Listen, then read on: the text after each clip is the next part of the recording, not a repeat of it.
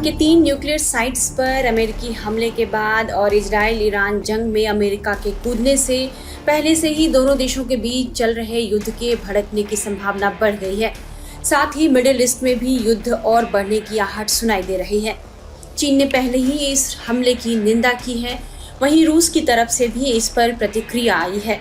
इन सब के बीच ईरान के विदेश मंत्री अब्बास अराघची आज मास्को पहुंच गए, जहां मास्को में वे रूस के राष्ट्रपति व्लादिमीर पुतिन से मिले, जिसमें अमेरिका की तरफ से मिलने वाली आम चुनौतियों पर चर्चा की गई।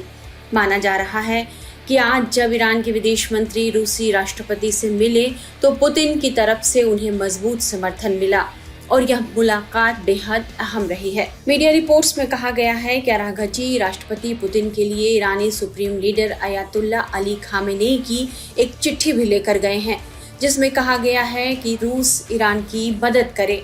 दरअसल इजराइल से हो रही जंग के बीच अमेरिका के कूदने से ईरान मुश्किल में पड़ गया है, इसलिए खामेनेई ने अपने विदेश मंत्री को पुतिन से मदद मांगने के लिए भेजा है।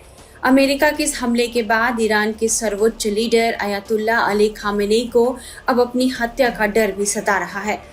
मीडिया रिपोर्ट्स के मुताबिक अली खामेनेई डर के मारे किसी सेफ हाउस में छुपे हुए हैं, जो एक बंकर है।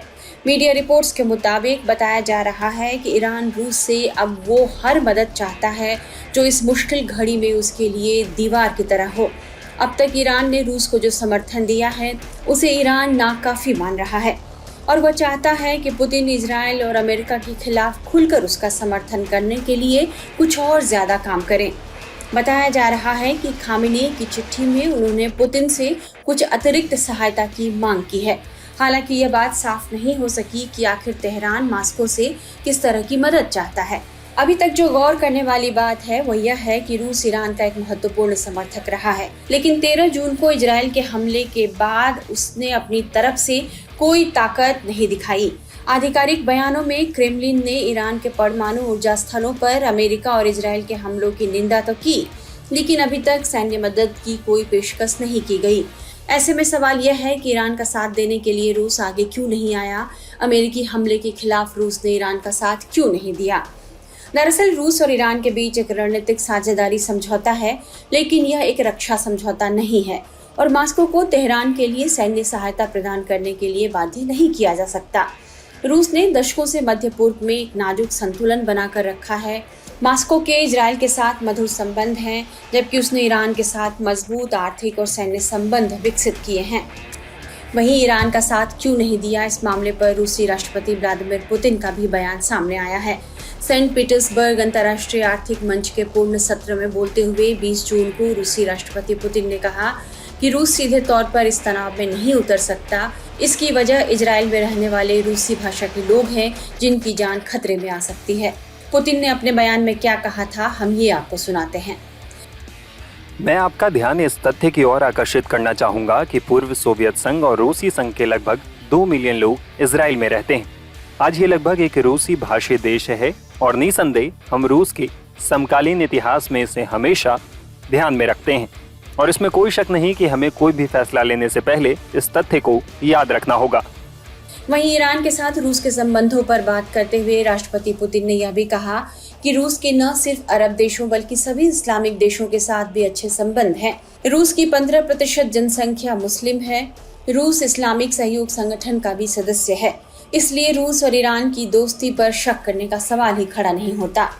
व्लादिमीर पुतिन ने इस दौरान इस आरोपों को भी खारिज कर दिया कि रूस अपने सहयोगियों की मुश्किल वक्त में मदद नहीं करता है। वहीं ईरान के विदेश मंत्री के रूस पहुंचने पर क्रेमलिन के प्रवक्ता दिमित्री पेस्कोव ने सोमवार को कहा कि रूस ईरान के विभिन्न तरीकों से मदद करने के लिए तैयार है, जो तेहरान के अनुरोध पर निर्भर करेगा।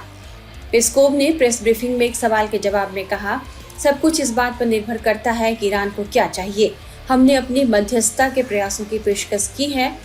रूस ईरान की किस तरह से मदद करता है यह देखने वाली बात होगी, लेकिन विदेश मामलों के जानकारों और रक्षा विशेषज्ञों का यह मानना है कि इस युद्ध का अंत तभी हो सकता है जब ईरान में सत्ता परिवर्तन हो और ईरान अपने परमाणु कार्यक्रम की जिद छोड़ दे। हम सबको सीखना होगा to learn to live and let live. खुद जियो, दूसरे को जीने दो, यही मैसेज, और कोएग्जिस्ट करो और डायलॉग करो। तो यही मैसेज प्राइम मिनिस्टर ने कल प्रेसिडेंट ईरान को दिया होगा। भारतीय विदेश मंत्रालय द्वारा जानकारी दी गई है, अब तक ईरान से जो इवैक्यूएशन का जो ऑपरेशन चल रहा है उसके तहत 1713 भारतीयों को वापस भारत लाया जा चुका है और अभी भी ये प्रोसेस चल रहा है। इवैक्यूएशन शायद मेरे ख्याल से करीब 4 से 5 हजार भारतीय हैं वहां से जिनको इवैक्यूएशन होना है। भारतीय सरकार बहुत एफिशिएंट और स्मार्ट और फॉरवर्ड लुकिंग है इस मुद्दे में, मैंने देखा है पिछले कई वर्षों से। राइट, यमन हुआ, सूडान हुआ, यूक्रेन हुआ, और इन सब केसेस में भारत केवल अपने ही नेशनल्स को नहीं दूसरे देशों के नेशनल्स को भी लाता है। हमारी जब कैपेबिलिटी है भाई, जब हम एक वर्ल्ड पावर, हमारी क्षमता है, तो हम औरों को भी तो हेल्प करें, खास करके ग्लोबल साउथ को। तो अभी और होंगी इवैक्यूएशंस एंड ये बहुत अच्छा कदम है क्योंकि चिंता है सबको। सर, अमेरिकन राष्ट्रपति की तरफ से एक स्ट्रॉन्ग स्टेटमेंट आया, उन्होंने मेक ईरान ग्रेट अगेन और ईरान की रिजीम की बात की, उसे चेंज क्यों नहीं किया? जी हाँ, जो डोनाल्ड ट्रंप कह रहे हैं ये बात तो बिल्कुल चर्चा में है, और चर्चा में ही नहीं कार्यक्रम में भी है। Israeli Mossad agencies, American special agencies and all Iran के अंदर ऑलरेडी बदलाव के काफ़ी कुछ काम कर रहे हैं। ये ईरान के अंदर इनके एजेंट्स हैं, डबल एजेंट्स हैं, इंसर्जेंसी फैलवा रहे हैं और रिजीम चेंजिंग का ऑब्जेक्टिव है। चाहे वो ईरान हो, चाहे वो इजराइल हो या यूनाइटेड स्टेट्स ऑफ अमेरिका हो, सभी के साथ मित्रवत संबंध हैं। और भारत ने इस पूरे इजराइल ईरान के कॉन्फ्लिक्ट के संदर्भ में जो भारत का विदेश मंत्रालय है उसने अपना जो बयान दिया था उसमें ये स्पष्ट रूप से कहा था कि दोनों ही पक्षों को रेस्ट्रेंट बरतने की आवश्यकता है और डी एस्केलेशन की नितांत आवश्यकता है, और दोनों ही पक्षों को, इजराइल और ईरान को, डी एस्केलेशन के लिए प्रयास करने चाहिए, संवाद के लिए प्रयास करना चाहिए। और जाहिर है कि भारत का जो ये अप्रोच है वो संतुलित है, विवेकपूर्ण है, बुद्धिमत्तापूर्ण है, जिम्मेदारी भरा है। भारत के संबंध इजराइल के साथ भी प्रगाढ़ और गहरे हैं। इजराइल भारत का मेजर डिफेंस पार्टनर है। वहीं ईरान के साथ भारत के सिविलाइजेशनल टाइज हैं और भारत तो ईरान में चाबहार का पोर्ट भी डेवलप कर रहा है। ईरान के साथ भारत के जो एनर्जी से संबंधित भी एक गहरे रिश्ते रहे हैं।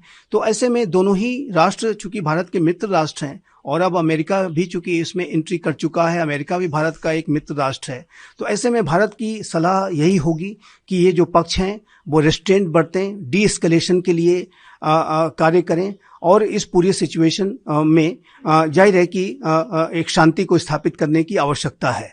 तो भारत का जो अप्रोच है बहुत ही कंसिस्टेंट है और क्लियर है कि भारत शांति के साथ खड़ा है, संवाद के साथ खड़ा है, और भारत इन्हीं